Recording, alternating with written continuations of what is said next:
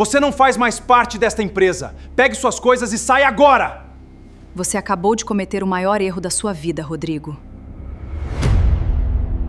A reunião de diretores estava marcada para as 10 da manhã, mas Rodrigo já havia chegado às 9h30 com Camila, e esse detalhe, sozinho, já era suficiente para Lídia entender o que estava prestes a acontecer. Ela ficou parada no corredor do 12º andar da sede da Ventura Incorporações, segurando a pasta que havia montado nas últimas 3 semanas, e observou os dois entrarem pela porta de vidro da sala de reuniões. Camila com a mão na cintura de Rodrigo, ele com aquele sorriso de homem que acha que está no comando de tudo. Lídia respirou fundo. Entrou. Havia 7 pessoas sentadas ao redor da mesa longa de madeira escura. Rodrigo estava na cabeceira, como sempre. Camila havia apuxado uma cadeira para o canto, ao lado dele como se fosse uma assistente. Mas todo mundo na sala sabia que Camila Costa não era assistente de ninguém. Era diretora de novos negócios há 2 anos, desde que Rodrigo a havia promovido numa decisão que ninguém questionou em voz alta. Lídia cumprimentou os presentes com um aceno e sentou no lugar que restava, próximo à porta. Vou começar, disse Rodrigo, sem olhar para ela. Temos uma proposta de reestruturação do setor de gestão administrativa. E eu gostaria de passar por cada ponto antes de abrir para discussão. Alguém colocou um relatório na frente de Lídia. Ela abriu na primeira página e sentiu o estômago virar. O nome dela não estava ali. Não como coordenadora, não como responsável, não em nenhuma das funções que ela havia ocupado pelos últimos 6 anos. O relatório descrevia uma divisão inteira reorganizada, e onde o cargo de Lídia Vasconcelos deveria aparecer, havia apenas uma lacuna com a nota: posição em revisão. Rodrigo, ela disse, com a voz mais calma do que se sentia. Posso perguntar o que significa posição em revisão? Ele levantou os olhos do relatório pela primeira vez. Olhou para ela com aquela expressão que ela havia aprendido a reconhecer ao longo de 8 anos de casamento, 11 se contasse o namoro. A expressão de quem já decidiu e está apenas esperando o momento certo para avisar. Depois da reunião a gente conversa, disse ele. Prefiro conversar agora. Silêncio ao redor da mesa. Bernardo, o gerente financeiro, estudou o próprio relatório com atenção excessiva. Marina, da equipe jurídica, tocou a caneta na mesa sem fazer barulho. Camila não disse nada, mas olhou para Lídia com um sorriso tão pequenininho que a maioria das pessoas não teria notado. A Lídia notou. O que está acontecendo, disse Rodrigo, jogando o relatório à frente com a confiança de alguém anunciando uma promoção. É que a empresa vai passar por uma reformulação estratégica significativa. E parte dessa reformulação envolve readequar os cargos de liderança intermediária. Algumas funções vão ser absorvidas, outras vão ser extintas. Extintas, repetiu Lídia. É uma decisão de negócio. Não é pessoal. A sala ficou tão quieta que dava para ouvir o ar-condicionado. Rodrigo, ela pousou as mãos sobre a mesa devagar. Você está me demitindo na frente de 6 pessoas, numa reunião de diretores, sem nenhum aviso prévio, na empresa onde trabalhei por 6 anos e que ajudei a estruturar do zero. Lídia, e você está fazendo isso? Ela continuou, a voz estável, quase baixa demais, com ela do seu lado. Camila mudou de posição na cadeira. Rodrigo não desviou o olhar. Isso não tem nada a ver com Camila. Tem tudo a ver. Lídia fechou a pasta devagar. Mas tudo bem. Você quer fazer desse jeito?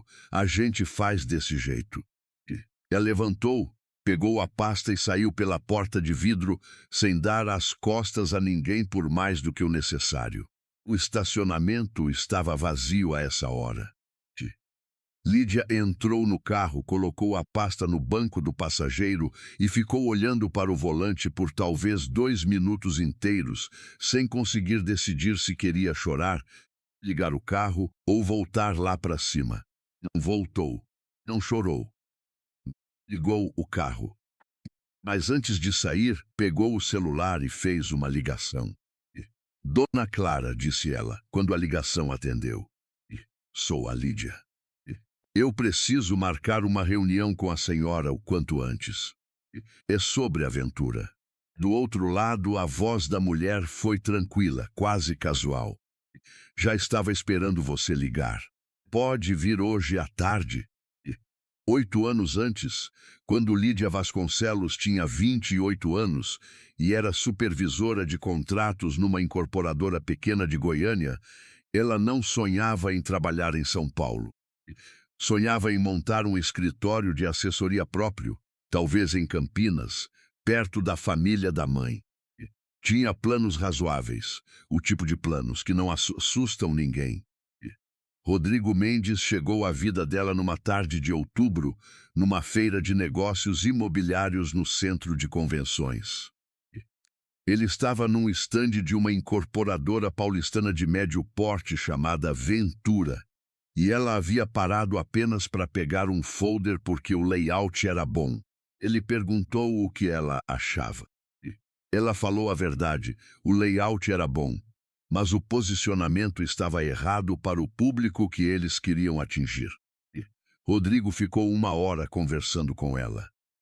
2 meses depois, ela tinha uma proposta de emprego com salário 40% maior do que o que ganhava e uma passagem de avião para São Paulo.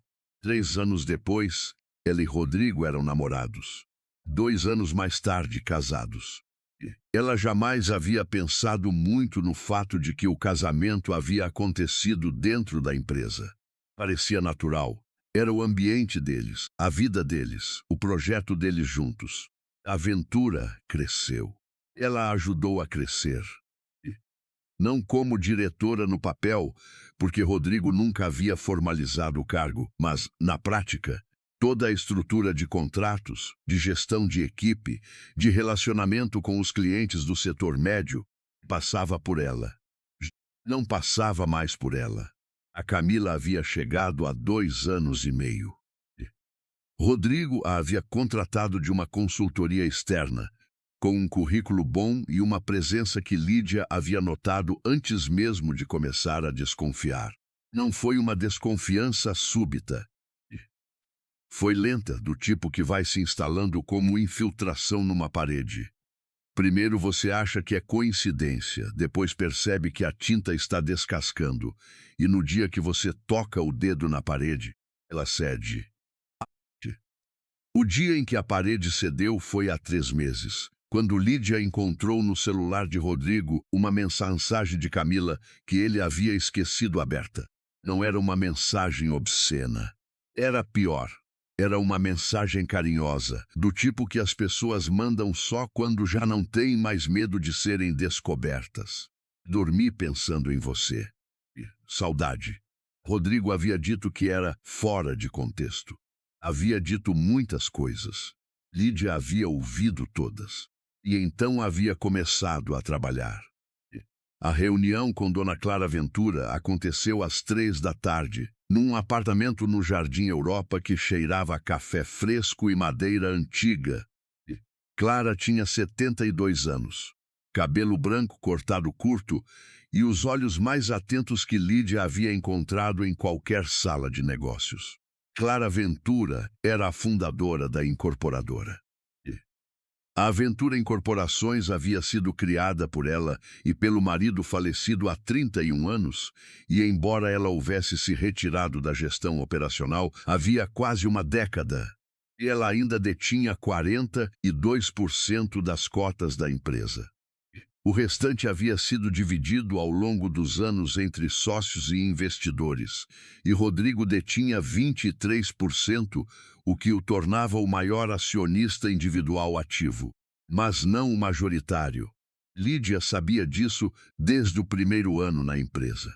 Havia sido ela, inclusive, quem havia organizado o arquivo da estrutura societária quando o sistema de gestão havia sido migrado, 5 anos atrás. Ela colocou a pasta sobre a mesa de centro entre elas. Dona Clara, o Rodrigo está planejando uma reestruturação que vai além do que ele apresentou hoje de manhã. Eu tenho razões para acreditar que parte do que está sendo reposicionado envolve contratos de longa data que deveriam passar por aprovação do Conselho. Clara não abriu a pasta. Olhou para Lídia por um momento. Você está me trazendo isso porque foi demitida hoje? Estou trazendo porque é a coisa certa a fazer. Lídia não desviou o olhar. E também porque fui demitida hoje, sim. Não vejo por que fingir que as duas coisas não coexistem. A velha deu uma risada curta. Gosto de você, Lídia. Sempre gostei. Ela abriu a pasta. Me conta tudo. O que Lídia havia reunido nas últimas 3 semanas não era um dossiê de traição conjugal.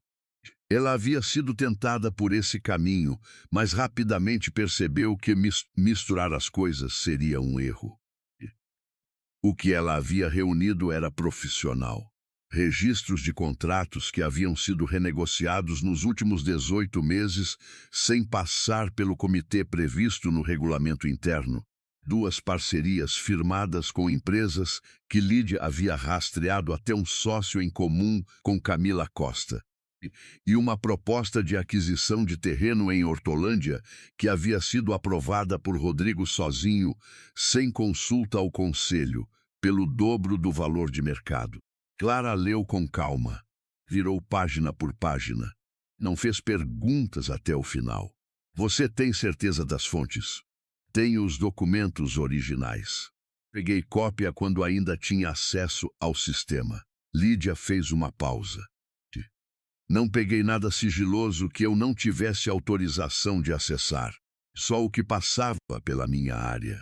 Isso foi esperto. Foi necessário. Clara fechou a pasta. Ficou em silêncio por um tempo, olhando para a janela. Lá fora, o fim de tarde em São Paulo tinha aquela cor alaranjada de cidade grande que engana a gente e faz parecer que as coisas ainda podem melhorar. Lídia, disse Clara, por fim. O que você quer com isso? Lídia havia pensado muito nessa pergunta. Havia passado semanas montando a pasta sem ter certeza da resposta.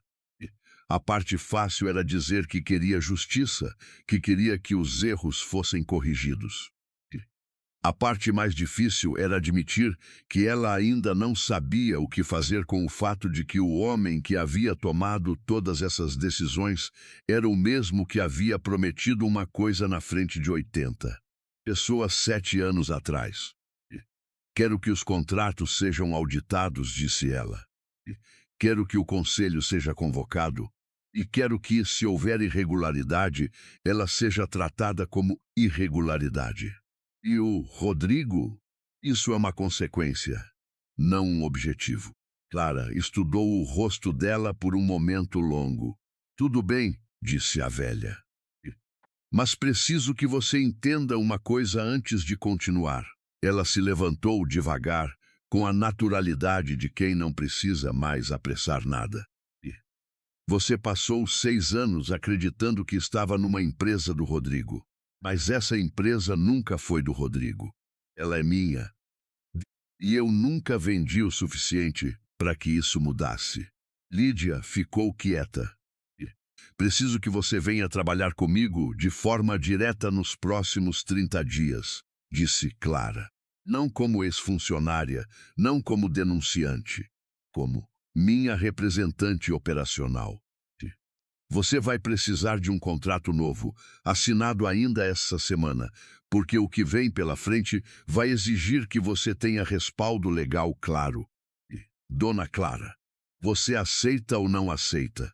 É uma pergunta simples. Lídia olhou para a pasta fechada na mesa. Para os documentos que havia passado semanas organizando sozinha à noite, no quarto de hóspedes do apartamento onde ela e Rodrigo ainda viviam sob o mesmo teto, porque nenhum dos dois havia dito em voz alta a palavra que precisava ser dita. Aceito, disse ela. Rodrigo ligou às 7 da noite. Ela não atendeu. Às 7h20 ele mandou uma mensagem. Preciso que a gente converse antes que isso vire outra coisa. Lídia releu a mensagem 2 vezes. Depois colocou o celular na bolsa e entrou no metrô. Ela morava num apartamento no Brooklyn que havia sido comprado em nome dos dois. Partes iguais. Numa época em que partes iguais parecia o modo mais natural de organizar uma vida. Quando chegou, a casa estava vazia. Rodrigo não havia voltado ainda, o que era típico das noites em que ele sabia que teria que dar satisfações. Ela foi à cozinha, aqueceu o que havia sobrado de arroz e feijão da noite anterior e comeu em pé mesmo, olhando pela janela para as luzes do bairro. Depois lavou o prato, foi ao quarto de hóspedes, onde havia mudado sua roupa e seus pertences havia 3 semanas, e abriu o notebook. Havia um e-mail de Marina Souza, do Jurídico da Aventura, enviado às 18h48. Sem assunto. Lídia abriu. Li o que você deixou para mim antes de sair. Não sabia do terreno de Hortolândia. Precisamos conversar, mas não no escritório. Lídia ficou olhando para a tela. Marina havia sido contratada antes mesmo de Lídia chegar à empresa. Era competente, discreta, uma das únicas pessoas do time jurídico que Lídia genuinamente respeitava. E havia algo no tom daquele e-mail, no cuidado de não mencionar nada específico, que dizia que Marina sabia mais do que estava dizendo. Ela respondeu com 3 palavras. Quando e onde? A resposta veio em 2 minutos. Amanhã, 7 da manhã. Padaria Santos, na rua Padre João Manuel. Pode ser? Pode, Lídia respondeu. Ela fechou o notebook e ficou um tempo sentada na beira da cama, no escuro, ouvindo o apartamento. Em algum momento, ouviu a porta da entrada se abrir. Passos no corredor. Rodrigo parou do lado de fora do quarto de hóspedes por uns 2 segundos. Ela podia sentir a presença dele do outro lado da porta. Depois os passos continuaram em direção ao quarto deles. A porta de lá fechou. Lídia deitou, olhou para o teto e pensou em Clara Ventura dizendo: essa empresa nunca foi do Rodrigo. Pensou em 6 anos de reuniões, de decisões, de e-mails respondidos tarde da noite, porque alguém precisava resolver antes do dia seguinte, e esse alguém invariavelmente era ela. Pensou na proposta de trabalho que havia recebido em Goiânia, no folder com o layout bom e o posicionamento errado. Pensou que havia uma ironia considerável no fato de que ela havia passado anos ajudando a posicionar uma empresa que, ao final, havia sido mal posicionada em relação a ela. Não era tristeza. Era algo mais seco que tristeza, mais próximo de uma clareza incômoda. Dormiu às 11h30. A padaria na rua Padre João Manuel era o tipo de lugar que sobrevive em São Paulo porque alguém da família ainda faz o pão todo dia. Pequeninha, mesas de fórmica, café que cheirava de verdade. Marina já estava lá quando Lídia chegou, com um cafezinho na frente e a expressão de alguém que não havia dormido direito. Obrigada por vir, disse Marina. Você é quem tinha coisa para falar. Marina olhou para os lados, um gesto que Lídia conhecia de pessoas acostumadas a ter cuidado onde falam o quê. O contrato de Hortolândia não foi aprovado pelo conselho. Eu sei porque fui eu que preparei a minuta original, para ser apreciada na reunião de fevereiro. A reunião de fevereiro foi cancelada por questões de pauta. Eu perguntei para o Rodrigo quando reagendava. Ele disse que havia encaminhado por outra via. Você deixou passar. A advogada teve o bom senso de não se defender. Deixei. Eu sei que não devia. Ela enrolou o guardanapo entre os dedos. Mas eu não sabia que o contrato havia sido assinado. Eu achei que estava pendente. Quando você descobriu? Semana passada. Vi o registro no sistema de documentos. A assinatura era do Rodrigo, com data de março. 2 meses depois da reunião cancelada. Lídia tomou o café que a atendente havia deixado na mesa sem ela pedir. Isso é um problema para ele. Isso é um problema para todos nós se não for tratado do jeito certo. Marina a olhou direto. Lídia, eu não sei o que você está planejando, mas eu quero que você saiba que se houver uma auditoria, eu vou dar o meu depoimento, inclusive sobre a reunião cancelada. Por que está me dizendo isso agora? A advogada ficou em silêncio por um momento, porque eu devia ter falado antes. Ela bebeu o restante do café. E porque, como ele notou ontem na sala, de todo mundo, Marina colocou a xícara na mesa com um estalo leve. Não foi certo. Lídia não disse nada. Você tem mais alguma coisa além do que me deixou ontem? Perguntou Marina. Tenho, mas ainda estou organizando. Lídia pensou em Clara Ventura, no contrato que assinaria ainda essa semana, na pasta que havia montado. Eu vou precisar de você mais formalmente em algum momento. Não como testemunha, mas como assessoria jurídica independente. Você tem objeção? Marina pensou por 3 segundos. Não tenho. Bom, Lídia deixou dinheiro na mesa e pegou a bolsa. Então cuida do seu e-mail. Ela chegou ao escritório de Clara às 9 da manhã com um segundo conjunto de documentos que havia preparado até às 2 da madrugada. Um mapeamento completo da estrutura de votação do Conselho, com os percentuais de cota de cada membro, o histórico de presença nas reuniões dos últimos 2 anos, e uma análise de quais decisões tomadas por Rodrigo nesse período poderiam ser contestadas formalmente por falta de quórum ou violação do regimento interno. Clara a recebeu com café e um contrato já impresso. Lídia leu o contrato inteiro antes de assinar. Levou 16 minutos. Clara esperou sem se apressar. Aqui diz que eu vou atuar como representante especial por um período de 90 dias, disse Lídia, com possibilidade de renovação. E que tenho acesso integral ao arquivo societário ou aos registros históricos. Com obrigação de confidencialidade, sim. Tá bom? Lídia assinou. Clara dobrou a via dela e guardou na gaveta com o cuidado de quem sabe que esse papel vai importar. Você vai precisar ir à sede hoje? Vou. Mas não como ex-funcionária. Lídia fechou a caneta. Como sua representante. A expressão de Clara foi difícil de decifrar. Não era satisfação, não era pena. Era algo próximo do reconhecimento de que algumas coisas levam o tempo que tem que levar para chegar ao lugar certo. Então vai, disse ela. Rodrigo estava numa reunião quando Lídia entrou na recepção do 12º andar às 11 da manhã. A recepcionista, Patrícia, abriu boca como se fosse pedir que ela aguardasse. Lídia mostrou o documento que havia recebido de Clara, com o carimbo da empresa e a assinatura, e disse com calma: Estou aqui a pedido da doutora Clara Ventura. Pode avisar o doutor Rodrigo que preciso de uma sala quando ele terminar. Patrícia leu o documento. Leu de novo. Voltou os olhos para Lídia, com uma expressão que misturava confusão e respeito. Pegou o telefone.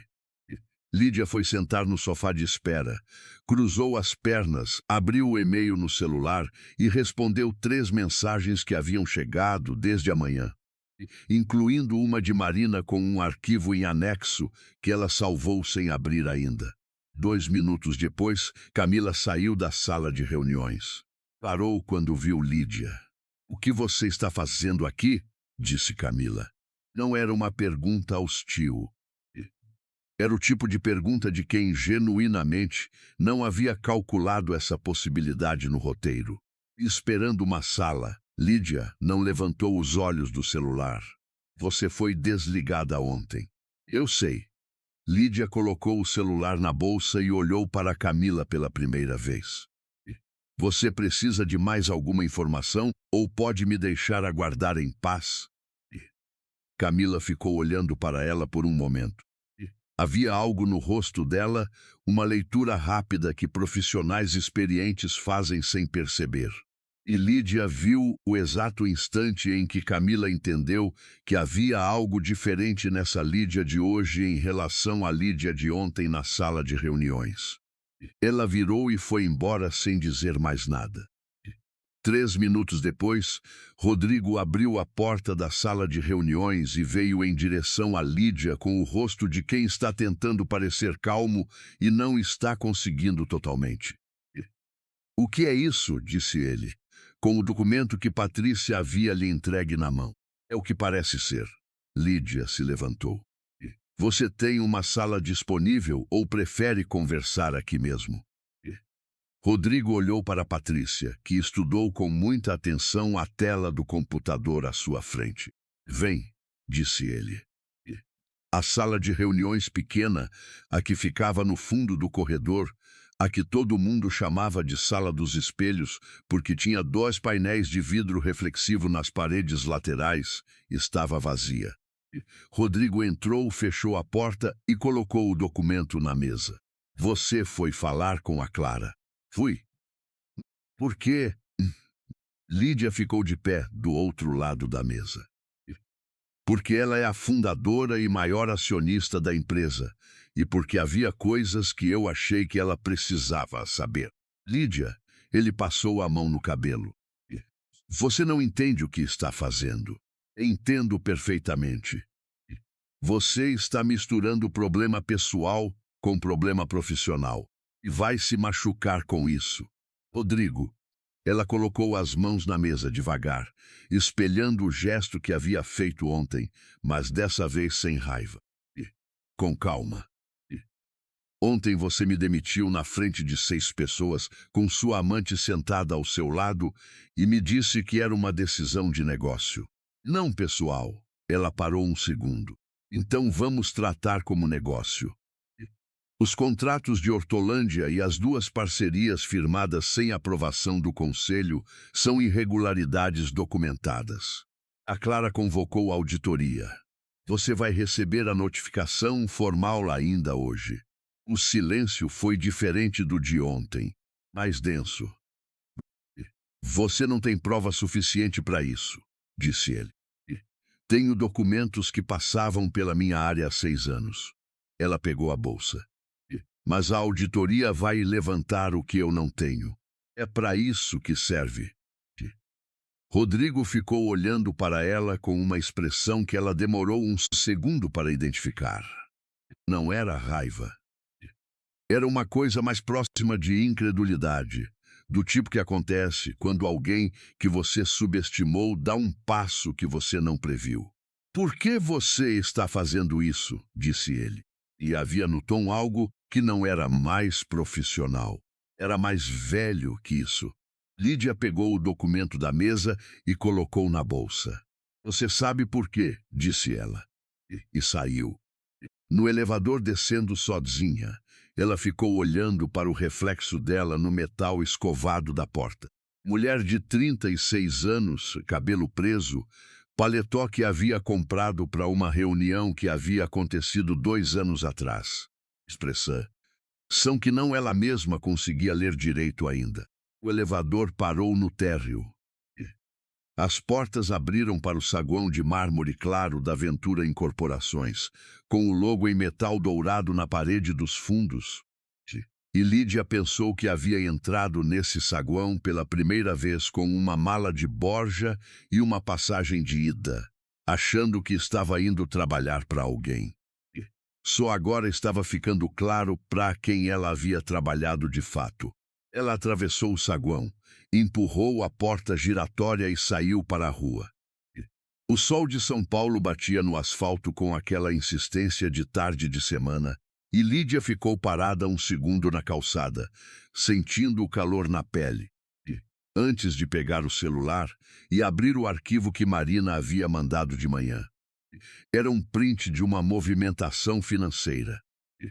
Uma transferência de março, 43 dias após a assinatura do contrato de Hortolândia, de uma conta vinculada à empresa para uma conta cuja titularidade ela não reconhecia.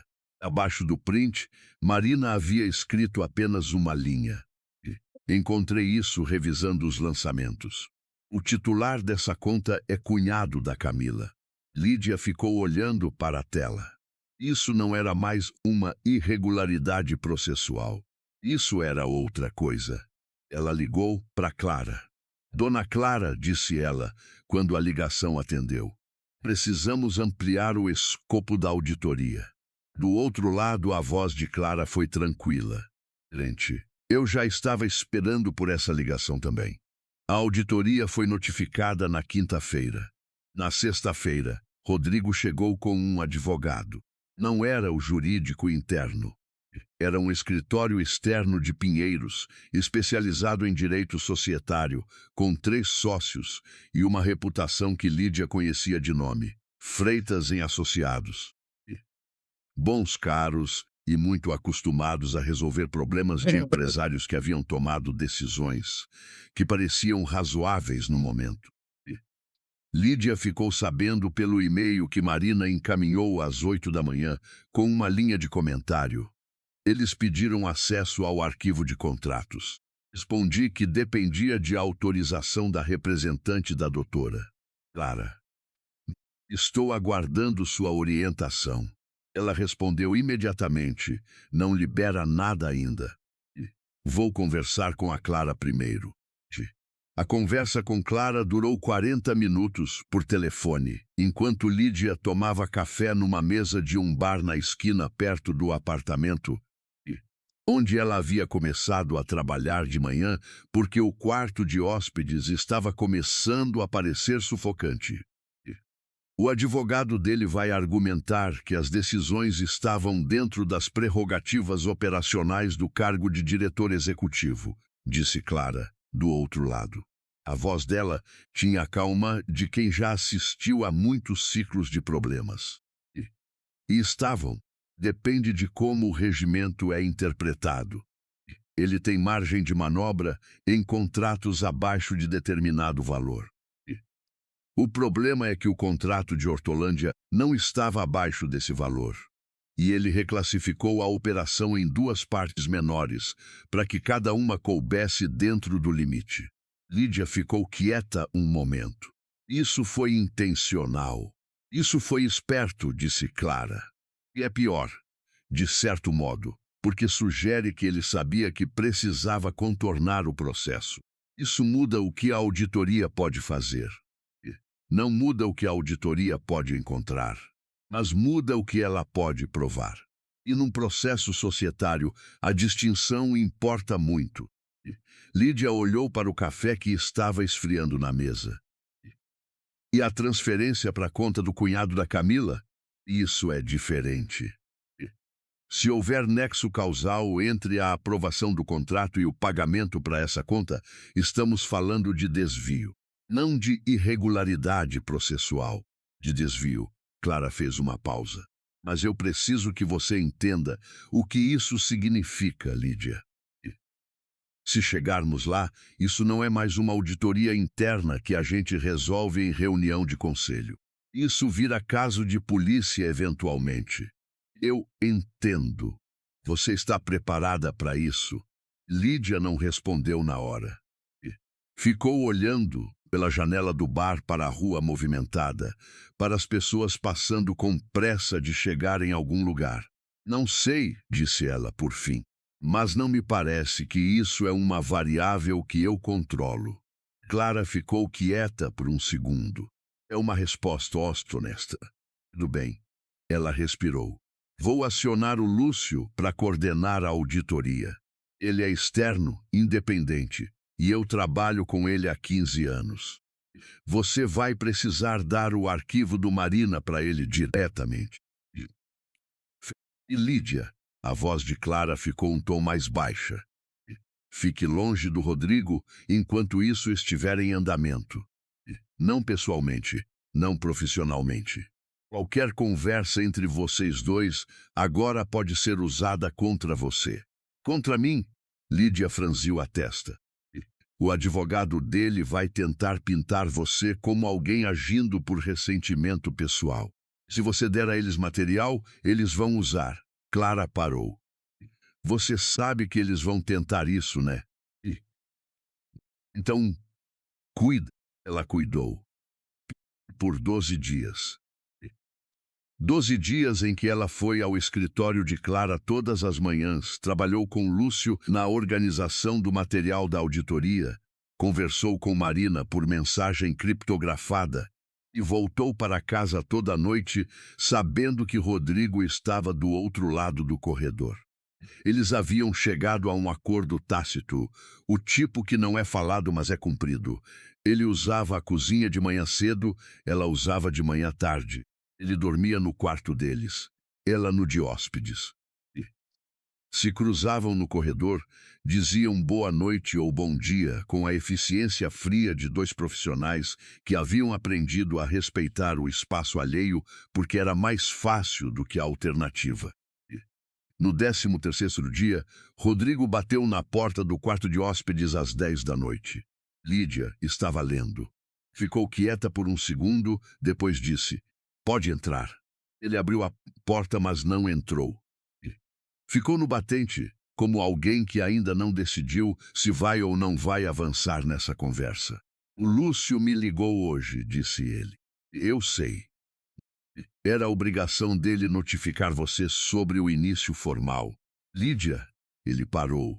Havia alguma coisa diferente no jeito que ele disse o nome dela dessa vez. Mais velho, mais cansado. O mesmo jeito de quando ela ficava doente e ele ficava sem saber o que fazer. "Você tem ideia do que pode acontecer com a empresa se isso vira escândalo público?" "Tenho. A gente construiu isso junto. Você construiu algumas coisas. Eu construí outras. E depois você tomou decisões que eu não sabia." Ela marcou a página do livro e fechou. "Rodrigo, você me demitiu na frente de todo mundo com a Camila do seu lado. E agora está vindo falar em agente?" Ele não respondeu. "Eu não tenho raiva de você." E era verdade, de um jeito que ela ainda estava aprendendo a entender. Mas isso tem que ser resolvido do jeito certo. Não para te prejudicar. Resolver. "E se eu te propuser uma saída?" disse ele. Algo na postura dela mudou. Não muito, só o bastante para ele perceber. "Que tipo de saída?" "Você para com a auditoria, eu te dou uma indenização justa pelo tempo de serviço, reconhecimento de participação no crescimento da empresa e um acordo de confidencialidade razoável." Ele falou como alguém lendo uma proposta que havia ensaiado. "Você sai bem. Sem briga, sem escândalo." Lídia ficou olhando para ele por um momento.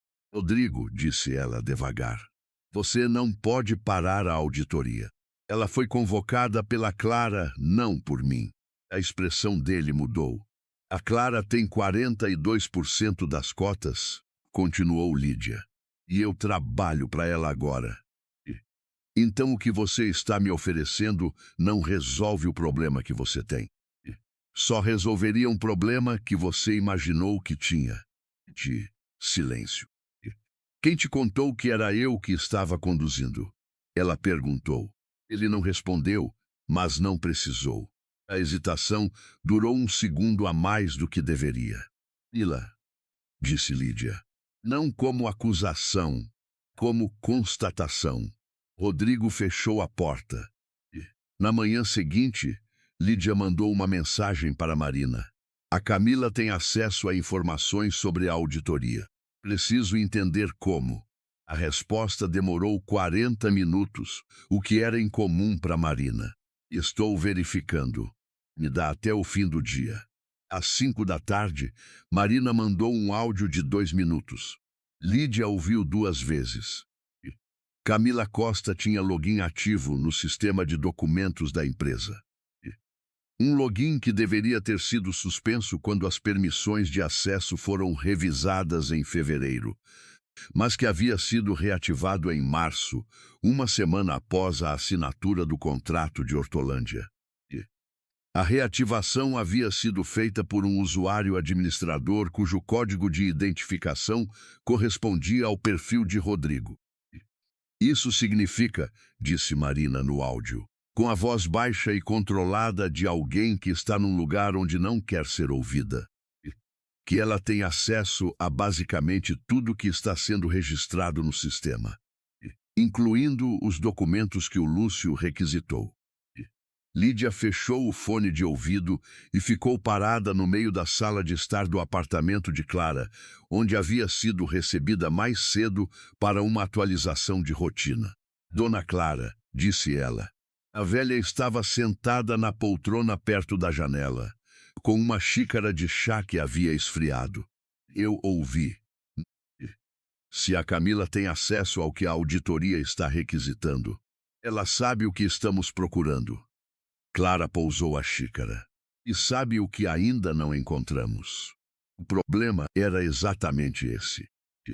O arquivo da transferência que Marina havia encontrado mostrava o pagamento para a conta do cunhado de Camila, mas não havia ainda nenhum documento ligando Camila diretamente à decisão de Rodrigo de aprovar o contrato. A hipótese era sólida. A prova ainda não. E se Camila sabia o que estavam procurando, ela tinha tempo para se proteger. Temos que acelerar, disse Lídia. Não podemos acelerar de modo que comprometa o processo, respondeu Clara. Se o Lúcio pressionar demais, o advogado do Rodrigo vai argumentar que a auditoria foi conduzida de forma irregular e usar isso para invalidar o que encontrarmos. Então, o que fazemos? Clara ficou em silêncio por um tempo. Lá fora, a tarde estava fechando e as luzes do bairro começavam a acender uma por uma. Tem alguma coisa que a Camila não sabe que temos? Perguntou Clara. Lídia pensou. Passou pela cabeça o arquivo de Marina, os contratos, o mapeamento societário. Passou pela cabeça a conversa que havia tido com Rodrigo na noite anterior e o jeito que ele havia dito você para com a auditoria. Passou pela cabeça o fato de que Rodrigo havia proposto um acordo sem antes consultar o advogado. O que era um erro de procedimento que qualquer profissional com experiência não cometeria a menos que estivesse agindo por impulso. Tem uma coisa, disse ela, mas eu precisaria verificar antes de falar. Verifica, disse Clara. O que Lídia havia notado, mas não havia ainda puxado o fio, era uma inconsistência pequena nos documentos de fevereiro. A reunião de conselho que havia sido cancelada, aquela em que o contrato de Hortolândia deveria ter sido apreciado, havia sido cancelada com uma justificativa registrada em ata. Indisponibilidade de 2 membros titulares. Os 2 membros citados na ata eram Bernardo, o gerente financeiro, e um conselheiro externo chamado Paulo Alencar. Lídia havia cruzado com Bernardo na sede na semana anterior e havia percebido, de passagem, que ele havia evitado seu olhar de um jeito específico, o jeito de alguém que tem alguma coisa na consciência, mas ainda não decidiu o que fazer com ela. Ela ligou para ele às 8 da noite. Bernardo atendeu no segundo toque, o que significava que ele estava esperando. Bernardo, disse ela. A reunião de fevereiro foi cancelada porque você estava indisponível? Pausa. Não, disse ele. Mais silêncio. O Rodrigo me pediu para registrar assim, disse Bernardo, com a voz de alguém que levou tempo demais segurando uma coisa e finalmente a deixa cair. Me disse que era uma questão de agenda, que ia reagendar em 2 semanas. Eu registrei porque achei que era uma formalidade. Depois não foi reagendado, e quando fui perguntar, Ele me disse que o assunto tinha sido resolvido por outra via. E você não questionou. Eu questionei uma vez. Ele disse que era resolução executiva dentro do limite de alçada dele. Eu não sou advogado, Lídia. Eu achei que ele sabia o que estava fazendo. Você está disposto a assinar uma declaração sobre isso? Silêncio mais longo dessa vez. Bernardo, disse ela. Você registrou uma informação falsa numa ata oficial. Isso tem uma consequência se aparecer na auditoria sem uma explicação sua. Mas se você vier voluntariamente, é diferente. Eu sei disso. A voz dele estava tensa, mas firme. Sim, eu assino. Lídia desligou e ficou um momento parada. Essa era a peça que faltava. Não para incriminar Rodrigo de desvio, isso ainda precisava de mais. Mas para derrubar o argumento de que tudo havia sido feito dentro dos ritos formais da empresa. A ata era falsa. E Bernardo estava disposto a dizer isso. Ela mandou tudo para Lúcio na manhã seguinte. A declaração de Bernardo, o arquivo da transferência, o registro do login de Camila reativado.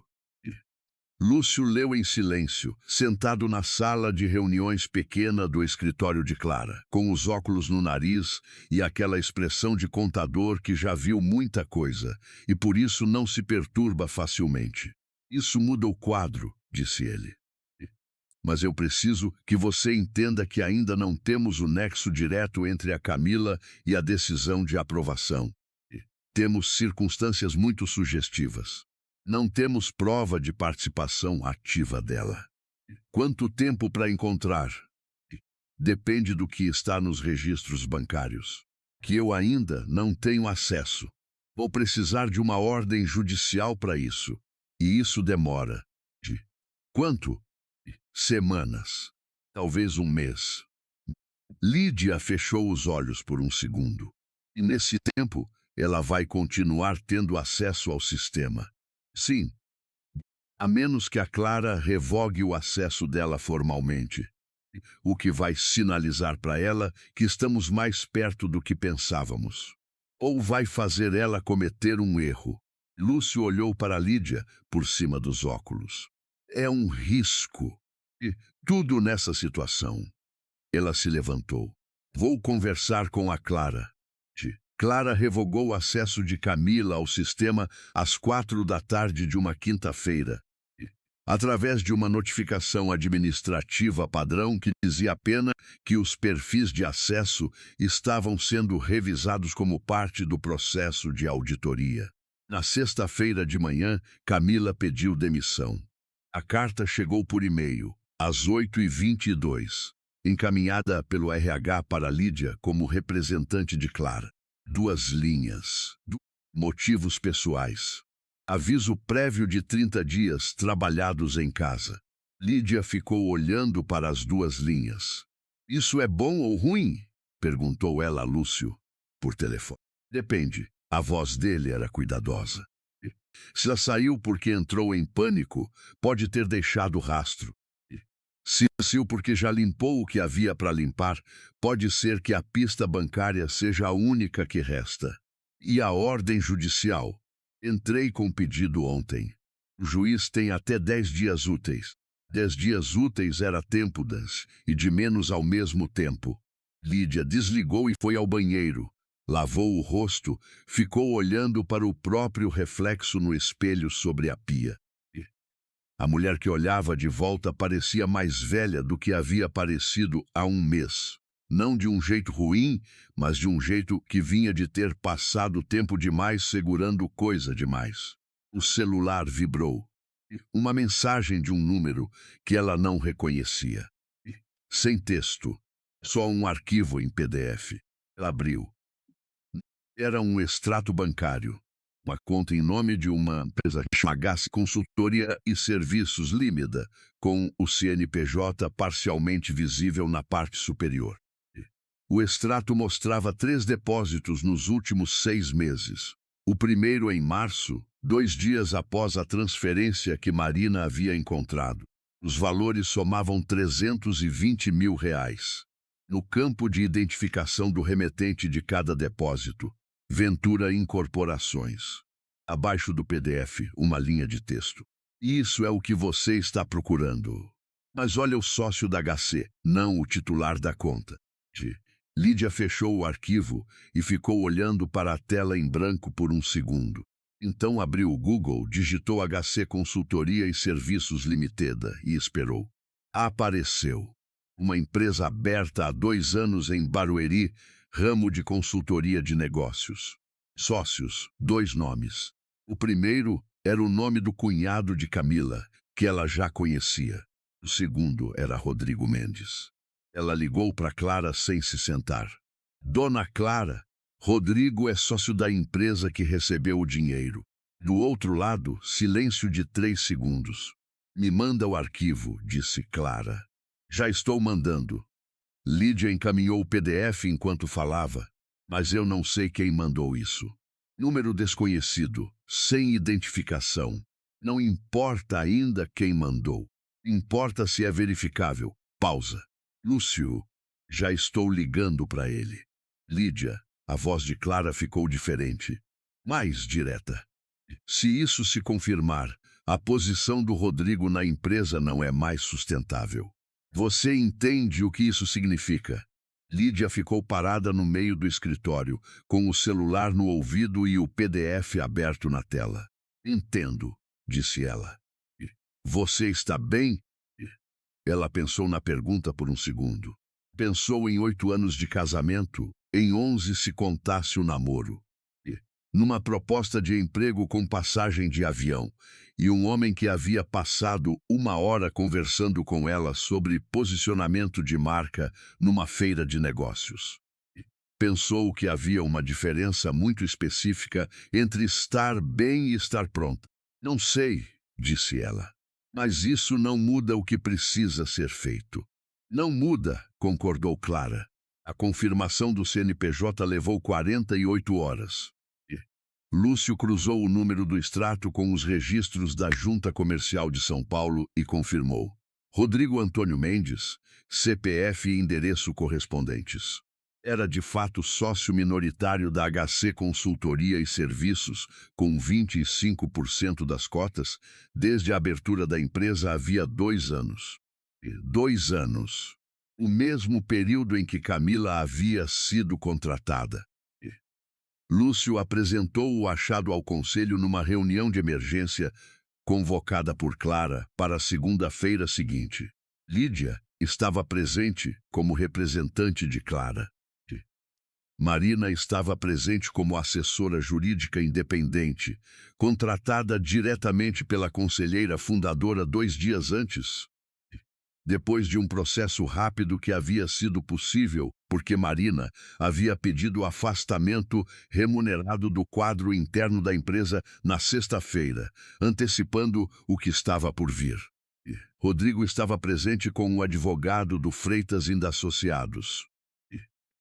A sala de reuniões grande, a do 12º andar com a janela para a Avenida Brigadeiro, estava cheia de um silêncio que Lídia reconhecia de processos difíceis. O silêncio de pessoas que sabem o que está prestes a ser dito e, ainda assim, precisam ouvir ser dito em voz alta para que se torne real. Lúcio apresentou os achados com a secura de alguém que passou a carreira inteira aprendendo a deixar os números falarem. Apresentou a reclassificação do contrato de Hortolândia em 2 partes menores. Apresentou a ata falsa de fevereiro e a declaração de Bernardo. Apresentou o registro da transferência. Apresentou a estrutura societária da HC Consultoria. Quando terminou, o advogado de Rodrigo, um homem de 50 e poucos anos, chamado Dr. Fábio, pediu a palavra. Os fatos apresentados pelo auditor, disse Dr. Fábio, com uma calma profissional que Lídia respeitou involuntariamente, são parciais e dependem de interpretação. A participação do Dr. Rodrigo na HC Consultoria é lícita e não viola nenhum artigo do contrato social da Ventura. A reclassificação do contrato de Hortolândia pode ser discutida sob o ângulo do procedimento, Mas a decisão final está dentro do poder discricionário reconhecido ao diretor executivo em situações de urgência operacional. Silêncio. Quanto à transferência, continuou ele, é necessário verificar a natureza do serviço prestado pela HC antes de qualquer inferência de regularidade. Uma empresa pode contratar consultoria de terceiros, inclusive de empresas onde seus diretores tenham participação, desde que isso seja declarado e aprovado.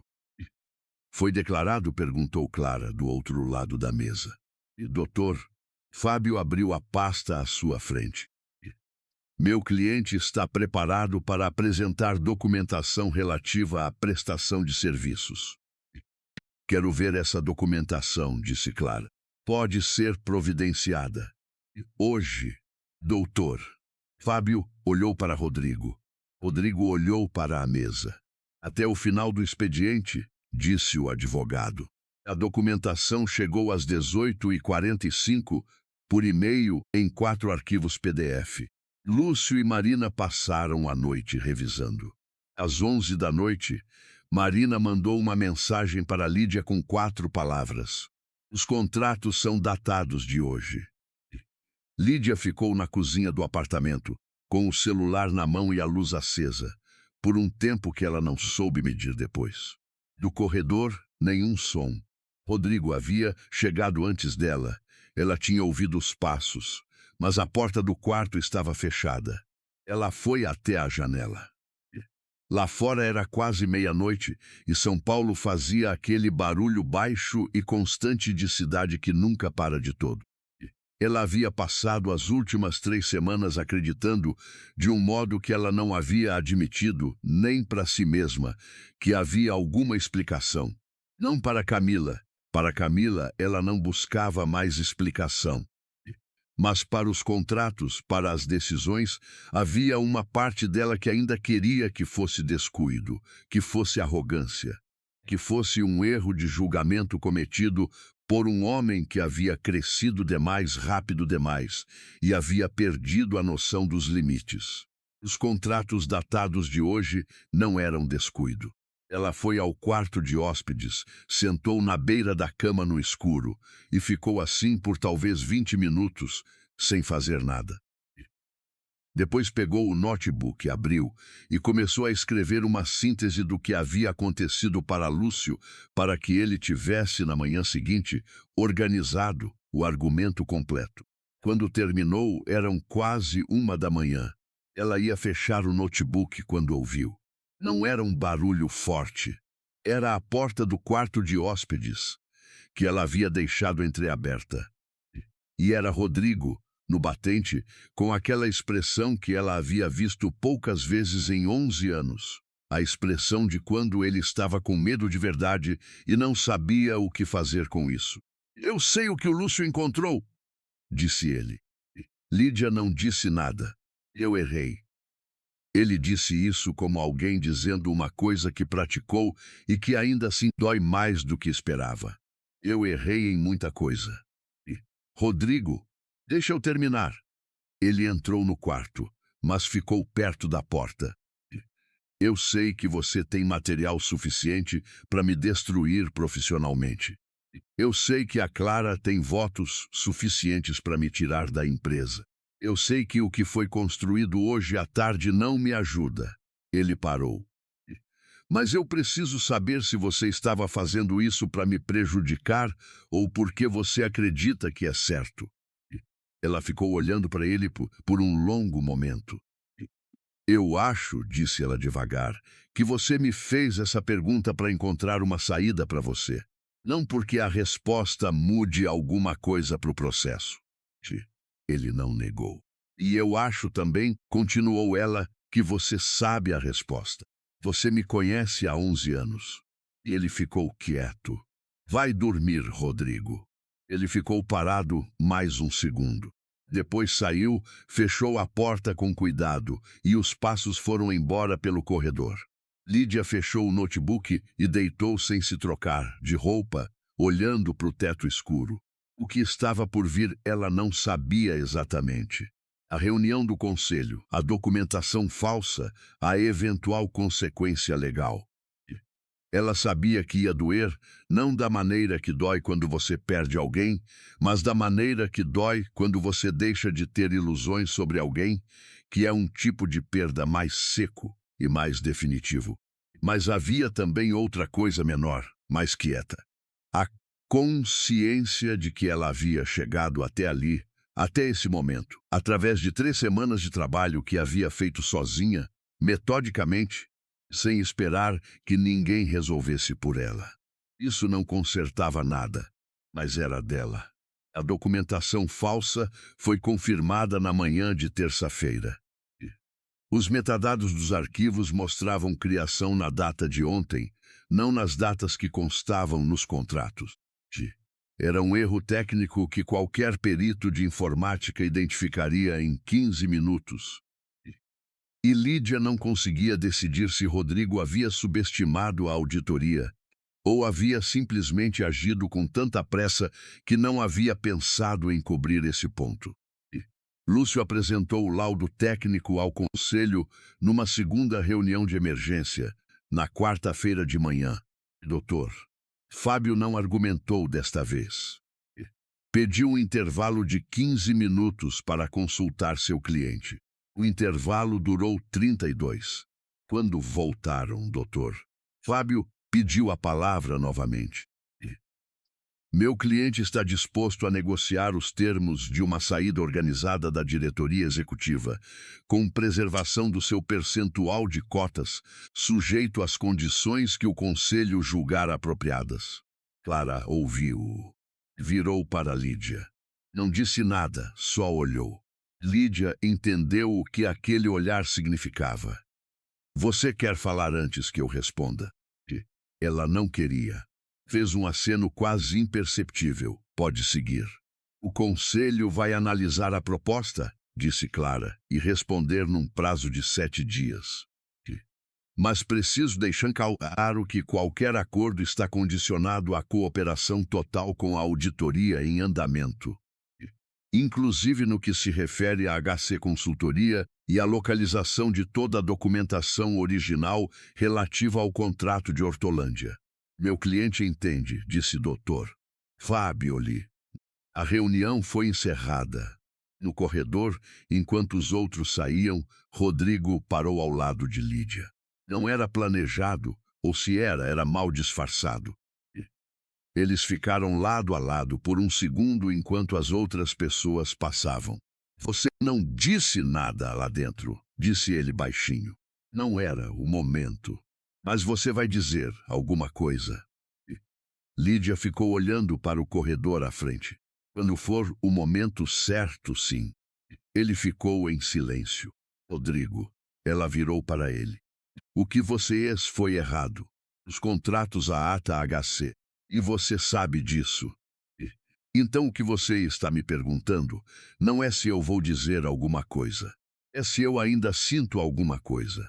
Ele não respondeu, o que era de certo modo uma resposta.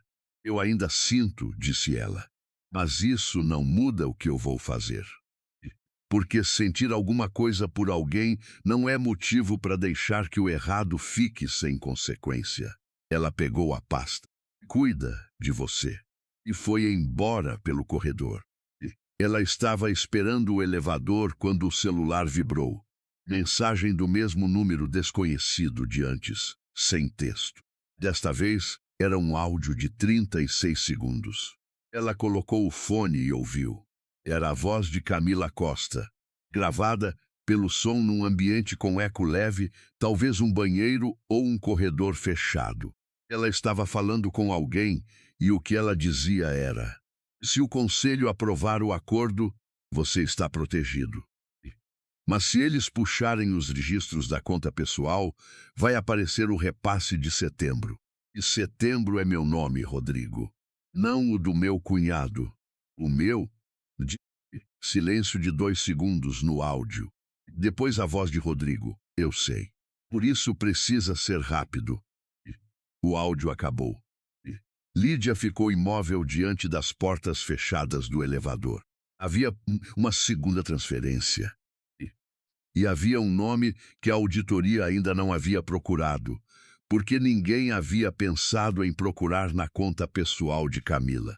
O elevador chegou. As portas abriram. Ela entrou, mas não apertou nenhum botão. Ficou parada enquanto as portas fechavam de novo, olhando para o reflexo dela no metal escovado, e pensou que havia chegado até aqui, acreditando que sabia qual era o tamanho do problema. O problema era maior. O número desconhecido mandou mais uma mensagem na noite de quarta-feira, enquanto Lídia ainda estava no escritório de Clara passando o áudio para Lúcio. Desta vez era texto. Palavras. Ela vai sumir os arquivos amanhã. Lídia mostrou a mensagem para Lúcio sem comentar. Ele leu, tirou os óculos, passou a mão no rosto com aquele gesto de quem está calculando tempo e recurso ao mesmo tempo. Se ela tem acesso aos registros da conta pessoal dela, disse ele, e sabe que estamos próximos, ela apaga antes que a gente chegue lá. Sim, ele colocou os óculos de volta. Eu precisaria de uma medida cautelar de preservação de documentos, mas para isso preciso de um juiz. E para um juiz preciso demonstrar urgência com fundamento. Com o áudio eu consigo argumentar. Pausa. Mas, Lídia, o áudio foi recebido de uma fonte anônima. Isso complica a cadeia de custódia. Mesmo que o conteúdo seja verdadeiro. Especialmente se o conteúdo for verdadeiro. O advogado do Rodrigo vai questionar a origem. Se a origem não puder ser explicada, ele vai pedir a exclusão da prova. Clara, que havia ficado quieta ouvindo, disse. Então precisamos de uma segunda fonte. Algo que corrobore o conteúdo do áudio de forma independente. Todos ficaram em silêncio por um segundo. Lídia pensou em Bernardo, que já havia confirmado a ata falsa. Pensou em Marina, que havia encontrado o primeiro arquivo. Pensou no número desconhecido, que havia mandado 3 coisas certas seguidas, incluindo informações que só alguém de dentro poderia ter. Alguém está nos ajudando, disse ela. Alguém que conhece o esquema por dentro e não quer levar junto. A Camila tem sócia na HC? Perguntou Lúcio. O cunhado dela. Não é ele. Se fosse ele, a mensagem não mencionaria o nome dela como risco. Lídia ficou olhando para o teto por um segundo. Tem mais alguém que eu não mapeei. Pode ter, Disse Lúcio. A HC foi aberta com 2 sócios, mas empresas assim às vezes têm prestadores vinculados que não constam nos registros formais. Clara se levantou, foi até a janela. Não importa quem é. Importa que essa pessoa escolheu nos avisar.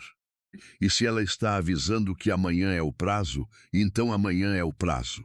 Ela virou para Lúcio. Quanto tempo você precisa para redigir o pedido de cautelar? 3 horas. São 8 da noite. Você vai ter até meia-noite. Lúcio trabalhou até a 1 da manhã. O pedido de cautelar saiu por e-mail para o plantão do tribunal às 1h17. A resposta chegou às 6h42 da manhã do dia seguinte. Deferido, com validade imediata, cobrindo todas as contas vinculadas ao CPF de Camila Costa e ao CNPJ da HC Consultoria. Marina recebeu a cópia da decisão às 7 da manhã e encaminhou para o banco em questão às 7h22. A instituição confirmou o bloqueio de acesso às 7h56. Camila havia solicitado acesso à conta às 7h48. A diferença era de 8 minutos. Lúcio contou isso para Lídia por telefone enquanto ela estava no metrô, a caminho do escritório de Clara, segurando na barra de metal acima da cabeça e tentando entender a extensão do que tinha acabado de acontecer. Ela chegou antes ou depois do bloqueio? Perguntou Lídia. Antes. Ela entrou no aplicativo do banco às 7h48 e o bloqueio foi às 7h56. Isso significa, disse Lúcio, com a secura de quem está descrevendo um placar de futebol, que ela tentou mover alguma coisa. O banco bloqueou antes de confirmar a operação. A tentativa ficou registrada no sistema deles.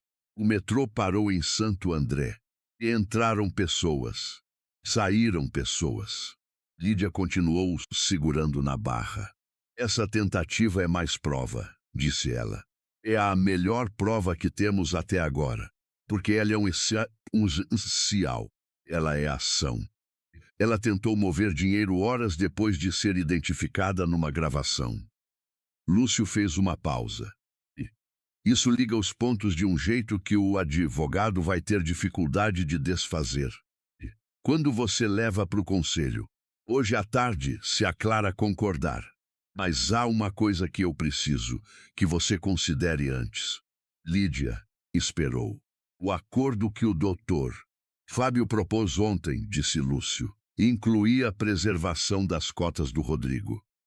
Se levarmos isso para o conselho hoje, com o que temos agora, o acordo vai ser retirado da mesa.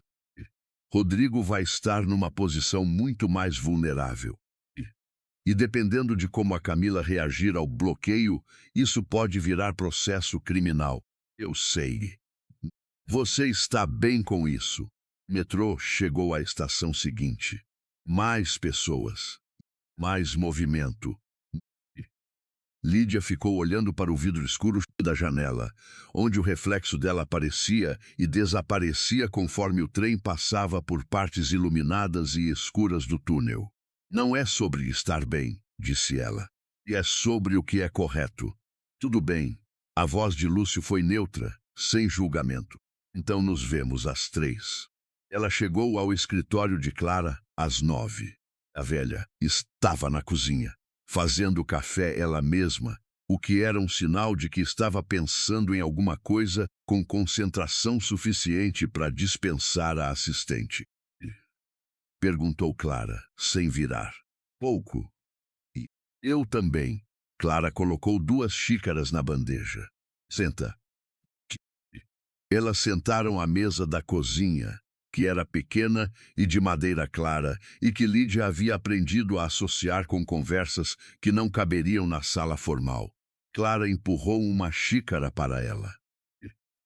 Tem alguma coisa que você precisa me perguntar antes de hoje à tarde? Disse Clara. Não era pergunta, era observação. Lídia envolveu a xícara com as 2 mãos. Quando a senhora disse que estava esperando eu ligar, naquele primeiro dia, o que estava esperando especificamente? Clara levantou os olhos. Por quê? Continuou Lídia. A senhora não ficou surpresa com nada. Nem com os contratos, nem com o HC, nem com o áudio. Ficou atenta. Mas não surpresa. A velha tomou o café devagar. Não. Quanto a senhora sabia antes de eu chegar? Clara pousou a xícara. Eu sabia que havia algo errado nos contratos desde o final do ano passado. Um amigo me alertou sobre uma movimentação incomum na região de Hortolândia envolvendo o nome da empresa. Ela dobrou as mãos sobre a mesa, mas eu não tinha documento. E eu não tinha ninguém de dentro que pudesse verificar sem que Rodrigo soubesse. Então eu fui o seu meio de acesso. Você foi a pessoa certa no momento certo, que é diferente. A voz de Clara não era defensiva. Era direta, do jeito que são as pessoas que já há tempo pararam de se preocupar em parecer inocentes quando estão sendo apenas pragmáticas. Eu não manipulei você, Lídia. Você chegou até mim com material real. Eu ofereci estrutura e respaldo legal para que você pudesse agir com segurança. Isso não diminui o que você fez. Lídia ficou em silêncio por um momento. Mas a senhora sabia que eu ia chegar. Eu achei provável. Clara olhou. Porque eu te observei trabalhar por 6 anos. E eu sabia que quando você chegasse, ia ter feito o dever de casa. O silêncio entre elas foi diferente. Mais tranquilo. A senhora poderia ter me contratado antes, disse Lídia. E poderia. Mas você não teria aceitado enquanto ainda achava que havia algo para salvar. Clara levantou a xícara novamente. As pessoas precisam chegar às suas próprias conclusões. Lídia olhou para o café que havia esfriado um pouco. Isso é sábio ou conveniente? A velha deu aquela risada curta de quem aprecia honestidade. Às vezes as duas coisas. A reunião do conselho foi às 3 da tarde. Os mesmos presentes de segunda-feira, mais um conselheiro externo que Clara havia convocado, um homem de 60 anos chamado Doutor. Otávio, que havia chegado de Campinas pela manhã e que Lídia descobriu ser o amigo que havia alertado Clara no final do ano anterior. Rodrigo chegou com o doutor. Fábio. Camila não estava presente, o que fazia sentido, dado que tecnicamente ela havia pedido demissão e estava em aviso prévio. Mas a ausência dela preenchia a sala de um jeito específico, porque todo mundo sabia que ela era o nome no centro do que estava prestes a ser dito. Lúcio apresentou os novos achados com a mesma secura metódica de antes, mas desta vez havia algo diferente no silêncio da sala. Na segunda-feira, havia sido surpresa e cálculo. Hoje era reconhecimento, a expressão de quem está ouvindo a confirmação de algo que parte deles já suspeitava, mas havia preferido não apurar. Quando Lúcio terminou, doutor, Fábio não pediu a palavra imediatamente. Olhou para Rodrigo. Rodrigo estava olhando para a mesa, não para os documentos à sua frente. Para a superfície da mesa, o jeito que as pessoas olham quando estão dentro de si mesmas, e o mundo externo está ligeiramente fora de foco. Doutor. Fábio se inclinou e falou algo baixo no ouvido dele. Rodrigo não respondeu. O advogado esperou alguns segundos. Depois se endireitou e pediu a palavra. Meu cliente não vai contestar os achados da auditoria. Silêncio. Meu cliente está disposto a apresentar uma proposta de resolução que inclui sua saída imediata da diretoria executiva, a devolução das remunerações referentes ao período dos contratos irregulares, cooperação total com a investigação sobre a HC Consultoria e a abertura de sua documentação pessoal para verificação.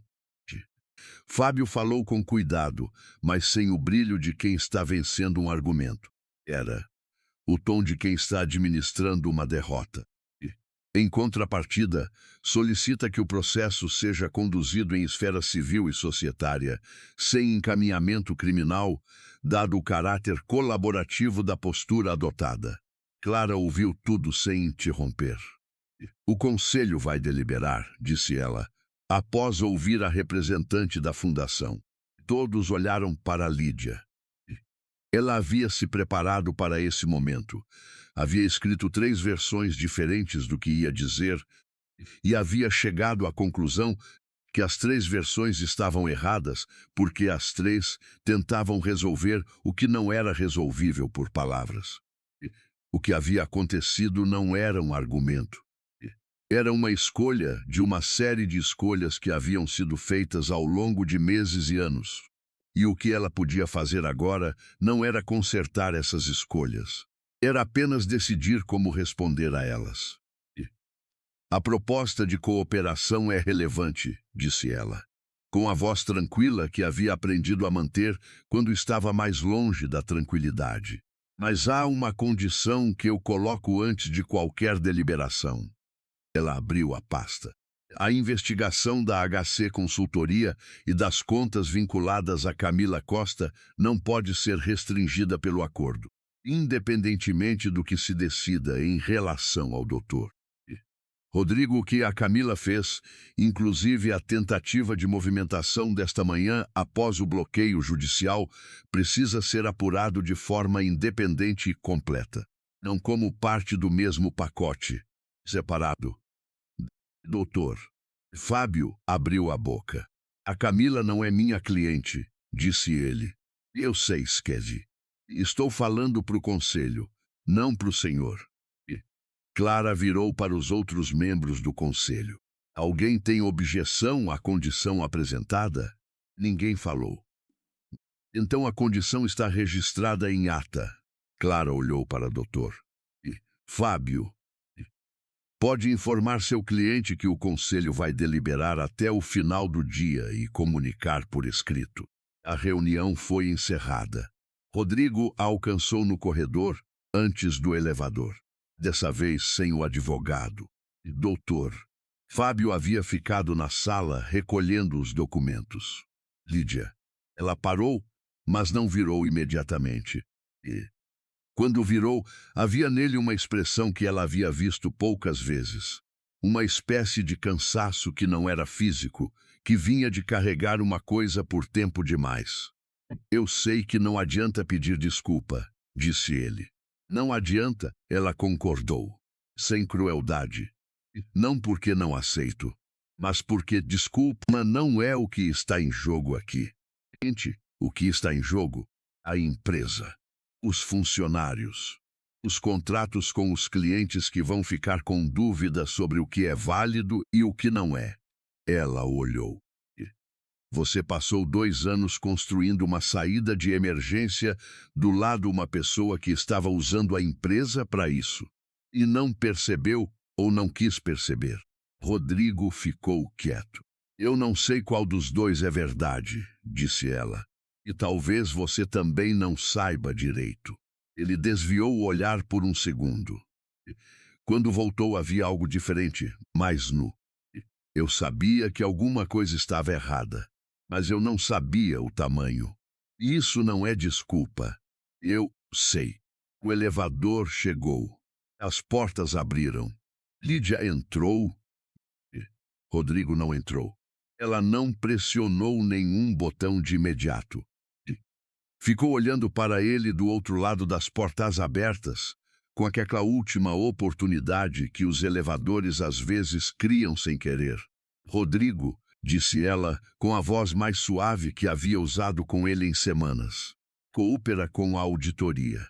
Não porque eu estou pedindo. Porque é a única coisa que ainda te deixa sair disso com algum resto de dignidade. As portas fecharam. O conselho deliberou até às 6 da tarde. Clara ligou para Lídia às 6h22. Aprovamos a proposta de saída do Rodrigo com as condições que você colocou. A investigação da Camila segue pendente. Uma pausa. E aprovamos também a criação de um cargo de diretora de operações, com entrada imediata, vinculado à reestruturação que vai ser necessária nas próximas semanas. Lídia ficou parada no meio da calçada da Avenida Paulista, com as pessoas passando ao redor. Esse cargo é para mim, disse ela. Não como pergunta. É para você, se quiser. Com contrato formal, remuneração correspondente e participação nas decisões do Conselho Consultivo. Clara fez uma pausa mais longa. Mas você não precisa decidir agora. Você fez muito nas últimas semanas. Pode esperar uns dias. Eu aceito, disse Lídia. Clara ficou quieta por um momento. Quando falou de novo, a voz dela tinha aquele tom de quem está sorrindo e não acha necessário dizer que está. Eu sabia que ia. A Camila foi notificada pela Polícia Civil 11 dias depois. A investigação sobre a HC Consultoria e as contas vinculadas havia encontrado, nos registros preservados pelo bloqueio judicial, 3 transferências identificadas como sem contrapartida de serviço. Dinheiro da Ventura Incorporações que havia saído como pagamento de consultoria e chegado à conta pessoal de Camila Costa sem nenhum relatório, nota fiscal ou contrato de serviço correspondente. O valor total era de R$372 mil. Lídia soube pelos jornais porque Marina havia encaminhado a notícia de manhã.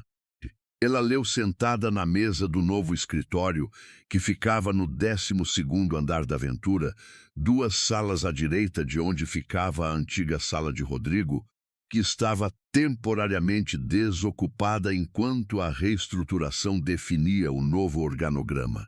Ela leu a notícia 2 vezes e depois fechou a aba. O apartamento do Brooklyn foi colocado à venda no início do mês seguinte, por acordo mútuo, em processo conduzido por um corretor que nenhum dos dois conhecia, para que ninguém precisasse negociar diretamente.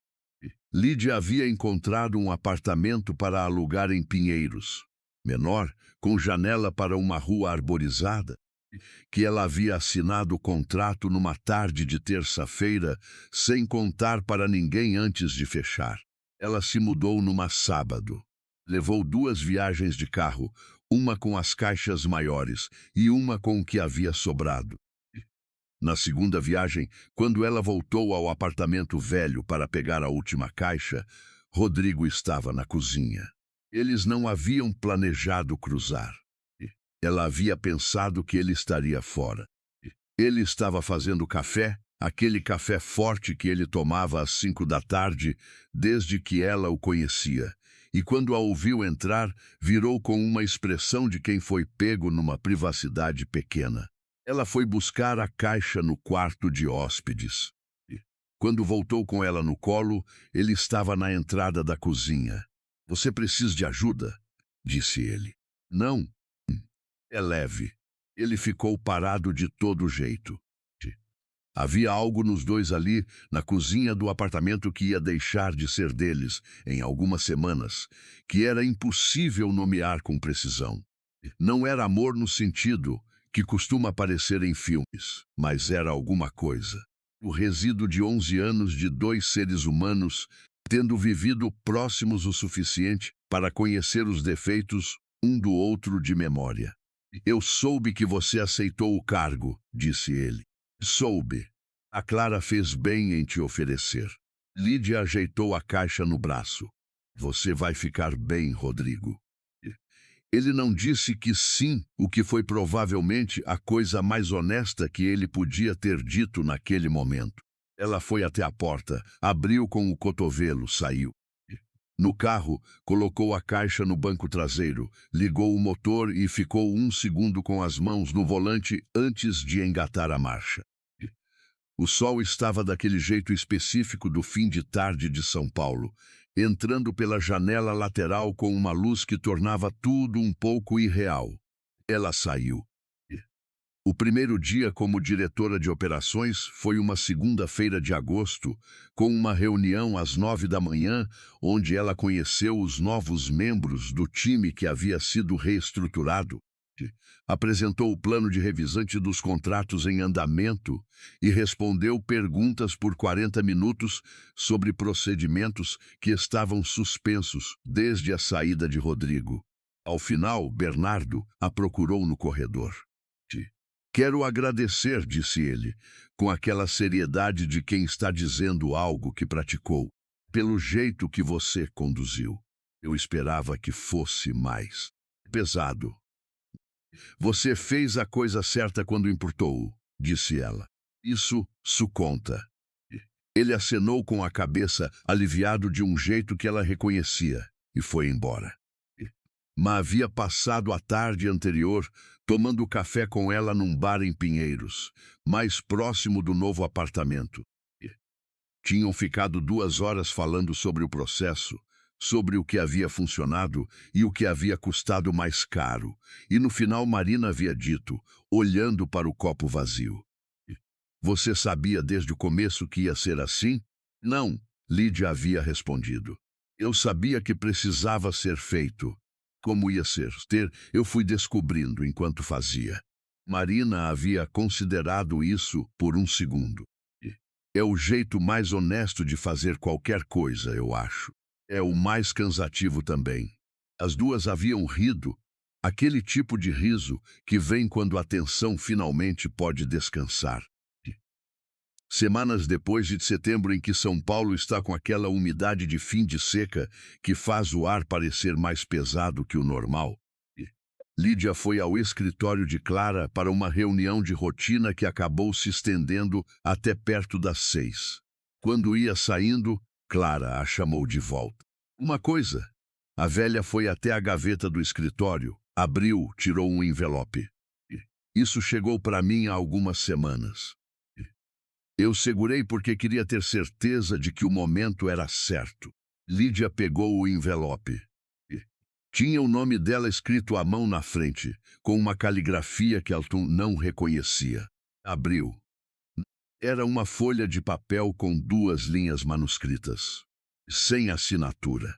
Trabalho com a Camila há 2 anos. Eu sei o que ela fez. Quando você precisar de depoimento presencial, pode me procurar. E abaixo, um número de telefone. Lídia ficou olhando para a folha. É a fonte, disse ela. Provavelmente, disse Clara. Quem é? Ainda não sei, Clara observou. Você vai ligar? Lídia dobrou a folha e guardou no bolso. O processo civil avançado bem, a investigação criminal estava em andamento e o que havia sido construído nas últimas semanas era sólido. Um depoimento presencial poderia reforçar ainda mais. Mas havia outra coisa que ela estava pensando, menor e mais quieta. Havia uma pessoa que havia arriscado alguma coisa para mandar 3 mensagens e um áudio de um número desconhecido, que havia passado informações no momento certo sem pedir nada em troca, e que havia esperado semanas para se identificar apenas de forma parcial. Vou ligar, disse ela. Mas não hoje. Clara assentiu com a cabeça, como quem havia esperado exatamente essa resposta. Ela saiu do prédio às 6h20. A rua estava cheia de gente voltando do trabalho, aquele fluxo específico de São Paulo nas tardes de semana que não tem paralelo em nenhum outro lugar. Rápido e barulhento e indiferente e, ao mesmo tempo, de um jeito que levou tempo para ela aprender a gostar, vivo de um jeito que poucas coisas são. Ela foi a pé até o metrô. Entrou, esperou o trem subiu. No caminho para Pinheiros, olhou pela janela para o trecho elevado da linha onde o trem passa por cima dos telhados de uma parte da cidade que não é bonita nem feia, só densa. Cheia de caixas d'água e antenas e roupas estendidas, e a vida ordinária das pessoas que moram em apartamentos que o trem atravessa sem parar. Ela pensou na pasta que havia montado sozinha nas primeiras semanas, nas noites no quarto de hóspedes com o notebook aberto, nos 11 anos de uma vida que havia sido construída de uma forma e que agora precisaria ser construída de outra. Não era recomeço. Essa palavra era grande demais e suave demais para o que era. Era continuação, mas com as peças reorganizadas de um jeito que ainda estava aprendendo a conhecer. O trem chegou à estação. Ela desceu, subiu a escada, saiu para a rua. O apartamento de Pinheiros ficava a 6 minutos a pé. Ela havia contado na primeira semana. 6 minutos pela rua arborizada, com as figueiras antigas que alguém havia plantado décadas atrás e que ninguém havia tido coragem de remover quando a calçada foi reformada, e que cresciam tortas e grandes e completamente alheias ao fato de estarem no meio de uma cidade que mudava todo ano. Ela gostava dessas árvores. Quando chegou na porta do prédio, abriu a bolsa para pegar a chave e a mão tocou no envelope que havia dobrado antes de sair da reunião. Ela o puxou, olhou para as 2 linhas escritas à mão, para o número de telefone abaixo. Fechou o envelope e subiu. Havia uma lista de coisas a fazer antes do fim do mês. Revisar os contratos em andamento, agendar reunião com o conselheiro externo, retornar para a Marina sobre a documentação que estava pendente do processo. Havia também o apartamento, que ainda tinha caixas, que ela não havia desfeito porque havia trabalhado demais para chegar ao fim do dia com energia para caixas. Ela ia desmontar as caixas nessa semana. Ia colocar as coisas nos lugares. Ia começar a conhecer onde ficava a luz a quarto e que, horas o sol entrava pela janela da sala. Havia tempo para isso. Havia, pela primeira vez em muitos meses, uma sensação de que havia tempo. Ela abriu a porta do apartamento, acendeu a luz e foi até a cozinha fazer café.